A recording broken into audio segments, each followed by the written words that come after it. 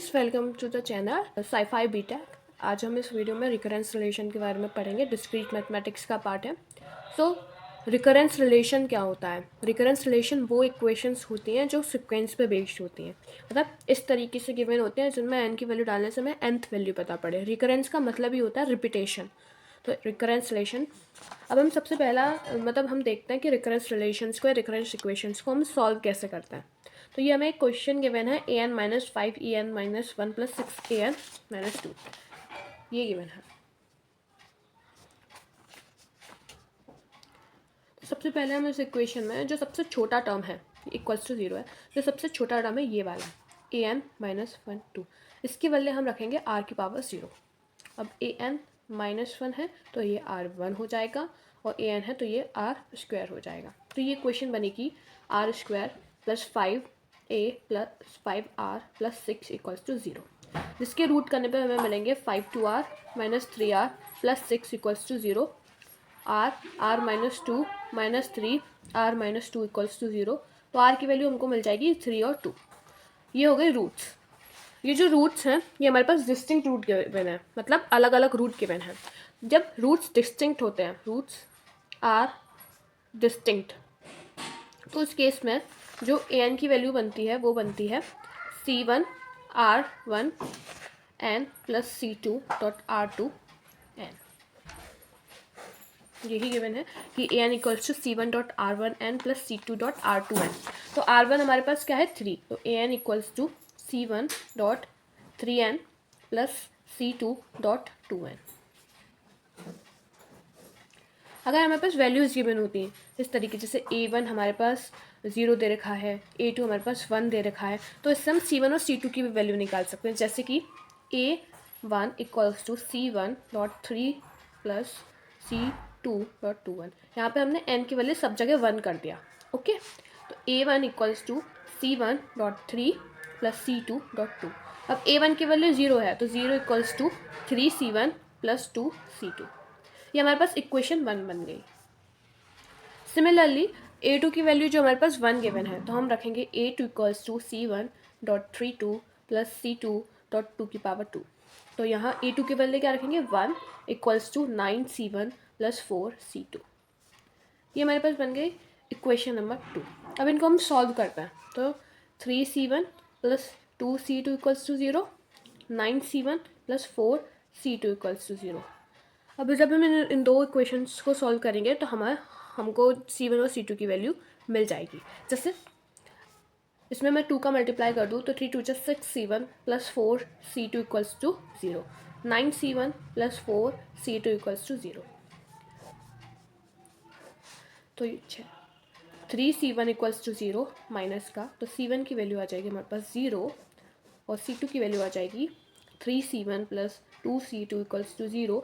यहाँ पर c1 0 आ गया तो 2c2 = 0 और c2 की भी वैल्यू हमारे पास, एक मिनट, यहाँ 1 है तो यहाँ हो जाएगा 1, तो यहाँ हो जाएगा c1 = -1/3 और c2 की भी वैल्यू हम ऐसे ही निकाल लेंगे। ठीक है, तो ये होता है जब रूट्स डिस्टिंक्ट होते हैं। अब जब रूट्स इक्वल होता है उस केस में क्या होता है, जैसे ये वाला क्वेश्चन ये मैंने, तो यहाँ पर 3 रूट्स इक्वल आए हैं, तो इस वाले केस में हम लेते हैं ये, जब रूट्स इक्वल होते हैं तो an = c1 + c2 n r की पावर, ये इसका बनता है nth टर्म का फॉर्मूला। ठीक है, जब रूट्स इक्वल होते हैं। अब जब उसमें 2 रूट्स बराबर है और एक डिस्टिंक्ट रूट है, उस वाले केस में बनता है ये फॉर्मूला। जो रूट्स इक्वल है उनको मैं ऐसे लिखता है, मतलब 4 रूट्स हमारे पास में, 2 बराबर हैं और ये दोनों आपस में अलग अलग हैं। तो उस वाले केस में c1 + c2 n r1 n + c3 + c4 n r2 n, ये फॉर्मूला बनता है। इसका क्वेश्चन गिवन है, क्वेश्चन देखते हैं।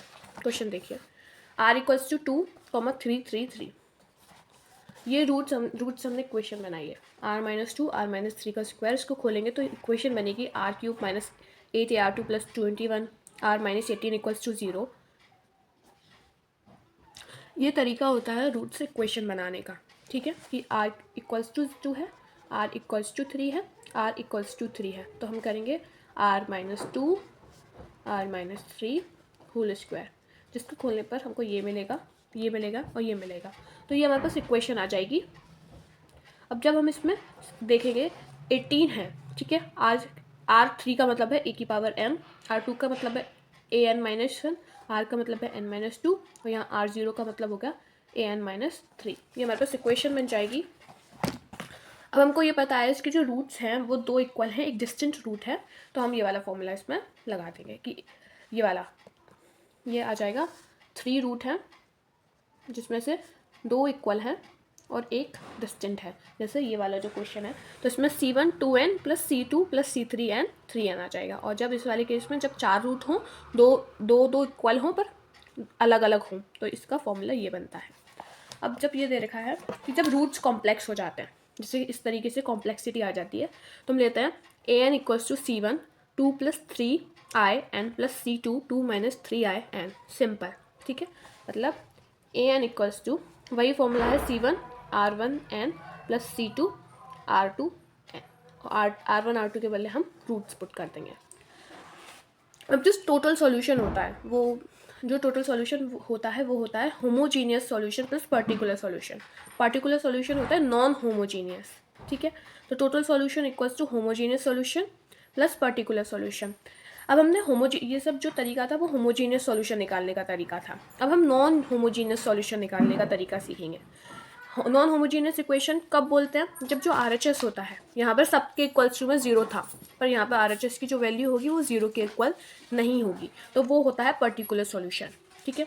उनके भी अलग अलग तरीके होते हैं, जैसे पर्टिकुलर सॉल्यूशन निकालने का ये तरीका है when there is constant on RHS, जब वैल्यू कांस्टेंट हो, जैसे 20 30 40 50 60, तो इस वाले केस में हम क्या करते हैं, ये कांस्टेंट है, कभी अलग नहीं होगा, हमेशा सेम रहेगा। तो an-1 an-2 और अगर आगे टर्म होता an-3 an-4, सबके बदले हम एक वैल्यू ले लेते हैं p, उसको पुट करते हैं। जैसे ये क्वेश्चन है तो ये जगह p minus 5p plus 6p equals to 0, p की वैल्यू आ गई 10, ये हमारे पास आ गया पर्टिकुलर सॉल्यूशन। और टोटल सॉल्यूशन कैसे बनता है? Homogeneous solution plus particular solution. इसका homogeneous solution plus particular solution मिलकर बन जाएगा टोटल सॉल्यूशन। तो टोटल सॉल्यूशन होगा इसका C1 2n plus C2 3n plus 10, ये इसका टोटल सॉल्यूशन होगा, ठीक है। इसके रूट्स 2 और 3 हैं, ये हमने पहले ही देखा था, ठीक है। यहाँ प्लस है। अब इस वाले क्वेश्चन में आ जाए। इस वाले क्वेश्चन में जब कोई एक्सपोनेंशियल होता है RHS पर, जैसे 4 की पावर n 5 की पावर n 6 की पावर n 7 की पावर n, ये हो गया एक्सपोनेंशियल, ठीक है। तो 20.4n दे रखा है। अब यहाँ पर दोनों को कंबाइन कर दिया है, कांस्टेंट को भी कंबाइन कर दिया और एक्सपोनेंशियल को भी कंबाइन कर दिया है। तो इस वाले केस में जो एक्सपोनेंशियल होता है उसको हम, जैसे an है तो 4 की पावर n, an-1 है तो 4 की पावर n-1, an-2 है तो 4 की पावर n-2 हो गया। और जो ये 20 है कांस्टेंट है, कांस्टेंट के लिए p है। अब an है तो an के बदले p.4n लिख दिया, माइनस इसको इक्वेशन में पुट कर दिया, तो p की वैल्यू आ गई 160। p की वैल्यू यहाँ से 160 आ गई, टोटल सॉल्यूशन बन जाएगा 160.4 की पावर। टोटल सॉल्यूशन बन जाएगा C1 2n plus C2 3n plus 160.4n। Base condition total solution में अप्लाई होती है, फिर बेस कंडीशन पुट करने पर हम C1 और C2 की भी वैल्यू निकाल सकते हैं अगर क्वेश्चन में गिवन होता है तो, ठीक है। तो ये हमारे पास दो केसेस करें, एक कॉन्स्टेंट का एक एक्सपोनेंशियल का। अब जो थर्ड केस है वो है when there is a polynomial in RHS। Polynomial मतलब 3n 4n प्लस 1 5n, इस तरीके से जो पॉलिनोमियल होते हैं। तो पॉलिनोमियल के केस में जो an को हम रखते हैं p1n प्लस p2, an-1 हो जाएगा p1 n-1 प्लस p2। इस तरीके से हम एक्सपोनेंशियल पॉलिनोमियल निकालते हैं। इसके बेसिस पे एक क्वेश्चन देखते हैं। यहाँ पर ये जो 20 है वो कांस्टेंट है और जो 4 की पावर n है वो एक्सपोनेंशियल है। तो अभी बताया था an equals to p.4n, an-1 equals to p.4n-1 और an-2 इक्वल्स टू p.4n-2। इनको वैल्यूज़ में रखते हैं तो 4 ये हो जाएगा 5 p.4n-1 हो जाएगा प्लस 6 p.4n-2 हो जाएगा, इक्वल्स में 20.4n हो जाएगा। यहाँ पर 4n सबसे कॉमन निकाल सकते हैं, तो 4n कॉमन निकाल करके p minus 5 p 4n upon में 4 plus 6 p dot 4n upon में 4 स्क्वायर इक्वल्स टू 20.4n। अभी हमने 4n निकाला नहीं, अब हम 4n निकालेंगे तो ये बचेगा p 5p 5 4 plus 6 4 square p, तो ये हो जाएगा 20.4n। 4n से 4n cancel, p minus 5/4 p plus 4 4 16 p equals to 20। यहाँ पर हम कॉमन ले लेंगे 16p minus 4 4 16 20p plus 6p equals to 20। अब हम इसको सॉल्व करेंगे तो हमको वैल्यू मिल जाएगी p की, तो यहाँ से मिल जाएगा 16 और 6 22 minus 20p equals to 16 into 20, which will give you 2p equals to 16 into 20. p will give you 2 into 16 into 20, p equals to 160. यहाँ से हमें मिल जाएगी p की वैल्यू 160। अब जो और अगर हम इसको वो सॉल्व करें an minus 5 an minus 1 plus 6 an minus 2, ये इसका कॉम्प्लीट सोल्यूशन निकालने वाले होमोजीनियस सोल्यूशन है। यहाँ इक्वल्स टू में हम 0 रखेंगे, ये आर स्क्वायर हो जाएगा 5r हो जाएगा प्लस 6 इक्वल्स टू 0 हो जाएगा। अगर हम इसको सॉल्व करें 2 3 जा 6 3 1 जा 3 r square minus 3r minus 2r plus 6 equals to 0 r minus 3 minus 2 r minus 3 equals to 0, तो r की वैल्यू आ जाएगी 2,3। तो इसका जो कंप्लीट सॉल्यूशन बनेगा वो बनेगा total solution equals to c1.2n plus c2.3n plus अब ये जो पर्टिकुलर सॉल्यूशन है तो p 160 और 4 की पावर n। अब यहाँ पर 2 और जो 3 है वो अलग मतलब रिपीटेड नहीं है, ठीक है। और एक और केस एक्सपोनेंशियल वाले केस में ये है r इक्वल्स टू 2,4 है, तो एक्सपोनेंशियल 20 मल्टीप्लाई 4 की पावर n है, तो 4 की पावर n मतलब 4, अगर n की वैल्यू हम 1 रख देंगे तो 4 हो जाएगा। तो एक तरीके से रूट में वो एक्सपोनेंशियल गिवन है, ठीक है। अगर रूट में एक्सपोनेंशियल एक बार गिवन है तो n का मल्टीप्लाई किया है, अगर 2 बार गिवन है तो n स्क्वायर कर दिया है, ठीक है, कि मतलब 2 बार गिवन है तो n स्क्वायर। अगर एक्सपोनेंशियल पार्ट अगर रूट में गिवन होता है तो उसकी मल्टीप्लिसिटी को रिप्रेजेंट करने के लिए हम n का यूज़ करते हैं, ठीक है, कि अगर एक बार है तो n, 2 बार है तो n स्क्वायर। आगे वाली वीडियो में हम इससे रिलेटेड क्वेश्चन करेंगे। Thank you.